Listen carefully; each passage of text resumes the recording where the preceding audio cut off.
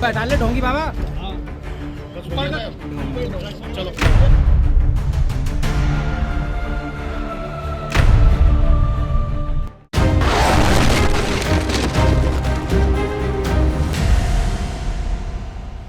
मशहूर एक्टर नसीरुद्दीन शाह ने फिल्म डेढ़ इश्किया में इश्क के 7 मुकाम बताए हैं। दिलकशी, आकर्षण, उन्स यानी जुड़ाव, मोहब्बत यानी इश्क, अकीदत यानी भरोसा, इबादत यानी पूजा, फिर आता है जुनून यानी दीवानगी और इसके बाद आती है मौत। मौत इश्क का आखिरी मकाम है।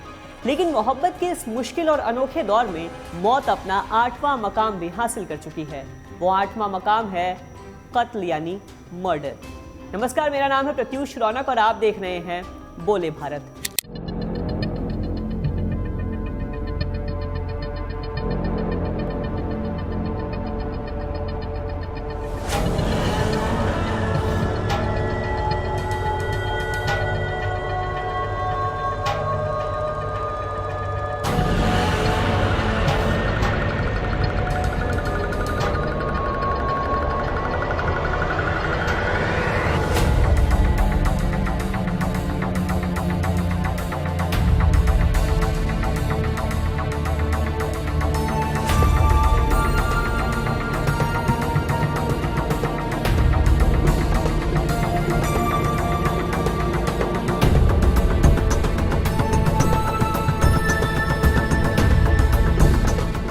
सौरभ, साहिल और मुस्कान, मेरठ के रहने वाले ये लोग कल तक आम और गुमनाम नाम थे, लेकिन आज इनके नाम की चर्चा हर जबान पे है।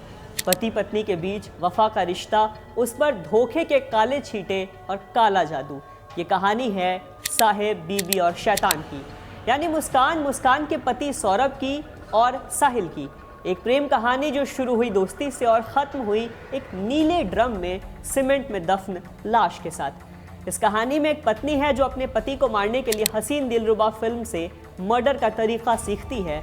मुस्कान और उसका बॉयफ्रेंड साहिल इस मर्डर की 8 महीने से तैयारी कर रहे थे। मुस्कान अपने सिर फिरे आशिक साहिल के साथ मिलकर अपने पति सौरभ को मारती है, शरीर के 15 टुकड़े करती है और उसे नीले ड्रम में भर देती है।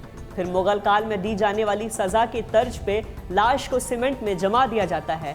इतना सब करने के बाद भी जी हल्का नहीं हुआ तो दोनों कातिल चले जाते हैं कसोल, जहां नशे में धुत होने का उनका वीडियो सामने आता है। चलिए जानते हैं कि कहां से शुरू हुई ये पूरी की पूरी कहानी।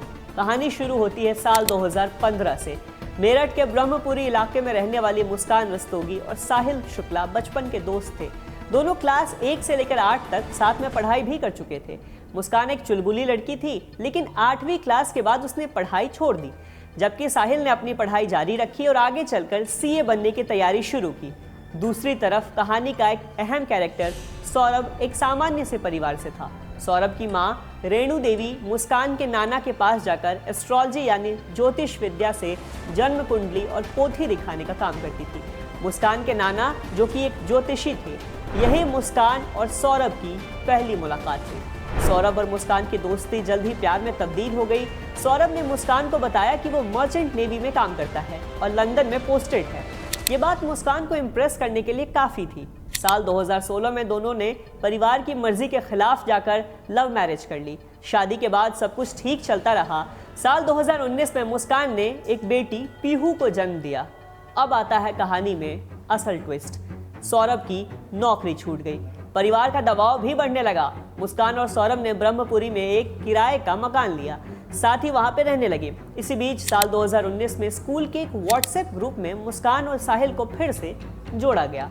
इस ग्रुप में दोनों की बातचीत शुरू हुई। सौरभ की गैर मौजूदगी में साहिल मुस्कान के घर पे आने जाने लगा। पड़ोसियों ने देखा कि साहिल रात के 2-3 बजे भी दीवार फांदकर घर में घुसता था। ये बात मकान मालिक ने सौरभ को बता दी।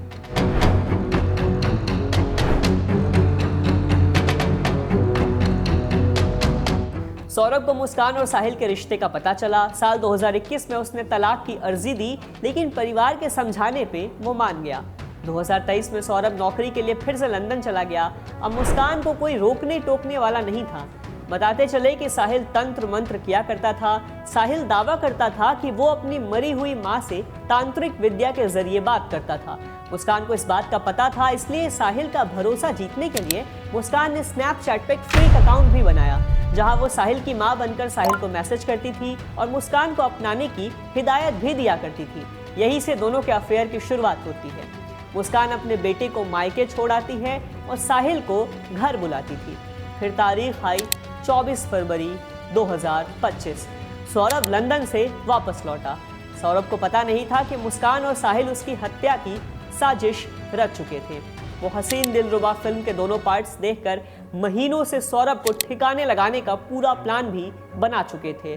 फिर जो हुआ, उसने पति पत्नी के रिश्ते को ही नहीं बल्कि हर उस रिश्ते में झिझक, डर और शंका का जरा सा जहर घोल दिया, जहां दो प्यार करने वाले लोग डिस्टेंस रिलेशनशिप में रहते हैं।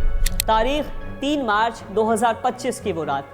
सौरभ अपने दोस्त के साथ बाइक पे खाना लेकर लौट रहा था। रात के तकरीबन 11:49 का वो आखिरी सीसीटीवी फुटेज जिसमें वो जिंदा दिखा। घर पहुंचते ही मुस्कान ने उसके खाने में नशे की गोलियां मिला दी। सौरभ गहरी नींद में सो गया। फिर मुस्कान और साहिल ने अपना प्लान शुरू किया। मुस्कान ने चिकन काटने वाले चाकू के सहारे साहिल के साथ मिलकर सौरभ के सीने पे 3 बार वार किया। पहला वार इतना तेज था कि सौरभ की आंख खुल गई, लेकिन आवाज न निकल सकी। हत्या के बाद दोनों ने सौरभ के शव को बेड के बॉक्स में छिपाने की कोशिश की, लेकिन वो फिट नहीं हुआ। फिर बाथरूम में जाकर उसके शरीर के 15 टुकड़े किए। मर्डर के अगले दिन मुस्कान बाजार गई और नीला ड्रम और सीमेंट खरीदा। दोनों ने शव के टुकड़ों को ड्रम में डाला और सीमेंट से भर दिया, लेकिन यही उनकी बड़ी गलती हो गई। ड्रम इतना भारी हो गया कि उसे उठा पाना भी मुश्किल हो गया था। हत्या के बाद मुस्कान और साहिल बेफिक्र हो गए। वो ड्रम को घर में छोड़कर हिमाचल प्रदेश घूमने निकल गए। वहां उन्होंने होली खेली, केक काटा, एक दूसरे को किस किया। वीडियो में दोनों खुश दिख रहे थे, मानो कुछ हुआ ही नहीं हो। बात यह भी सामने आई कि मर्डर के बाद साहिल सौरभ का सिर और हथेलियां अपने साथ लेकर कसोल चला गया ताकि वो काला जादू कर सके। मुस्कान और सौरभ के घर से जब मौत के कई दिनों बाद पड़ोसियों को बदबू आई तो पुलिस को सूचना दी गई। ड्रम को काटकर जब शव को निकाला गया तो पूरा मेरठ ही नहीं, देश भी दहल गया। इस दौरान मुस्कान ने सौरभ का फोन एक्टिव रखा और परिवार वालों को कहा कि सौरभ के साथ वो घूमने गई है। छुट्टियों से लौटकर 6 दिन बाद मुस्कान अपने मायके पहुंची और सबसे पहले उसने अपने माँ बाप से कहा कि सौरभ की हत्या उसकी बहन और जीजा ने कर दी है। लेकिन माँ बाप को शक हुआ। मुस्कान टूट गई और उसने माँ बाप के सामने कबूल किया कि उसने साहिल के साथ मिलकर सौरभ को मार डाला। इसके बाद माँ बाप ने पुलिस को सूचना दी। मुस्कान ने खुद पुलिस के सामने जुर्म कबूल कर लिया। जुर्म इतना विभत्स था कि जब कोर्ट में साहिल और मुस्कान को पेशी के लिए ले जाया जा रहा था तो गुस्साए वकीलों ने उन पर हमला भी कर दिया। फिलहाल दोनों न्यायिक हिरासत में हैं। जेल में मुस्कान और साहिल की हालत भी खराब हो गई। दोनों नशे के आदी थे। जेल में दोनों ने साथ में रहने की मांग की कि उन्हें गांजा और अफीम जैसे सूखे नशे मुहैया कराए जाएं। नशा न मिलने की हालत में दोनों ने खाना खाना तक छोड़ दिया। मुस्कान ने अपने बेटी से मिलने की इच्छा जताई, लेकिन कोई उनसे मिलने नहीं आया। स्नैपचैट से खुलासा हुआ कि मुस्कान ने साहिल को उसकी मरी हुई मां बनकर फंसाया था। उसने लिखा था कि सौरभ का वध तो मुस्कान के हाथों लिखा है। जब से सौरभ हत्याकांड का मामला सामने आया है, देश में कई ऐसे मामले सामने आ गए हैं। इनसे पर्दा उठने लगा है, जहां आशिक के साथ मिलकर पत्नी ने पति की हत्या कर दी या फिर पति ने अपनी गर्लफ्रेंड के साथ मिलकर पत्नी का कत्ल कर दिया। बड़ी बात है यहाँ भरोसे की, प्यार की, एक दूसरे के साथ रहते हुए प्यार करने वाले दो इंसान के बीच के एतबार की, वफादारी की।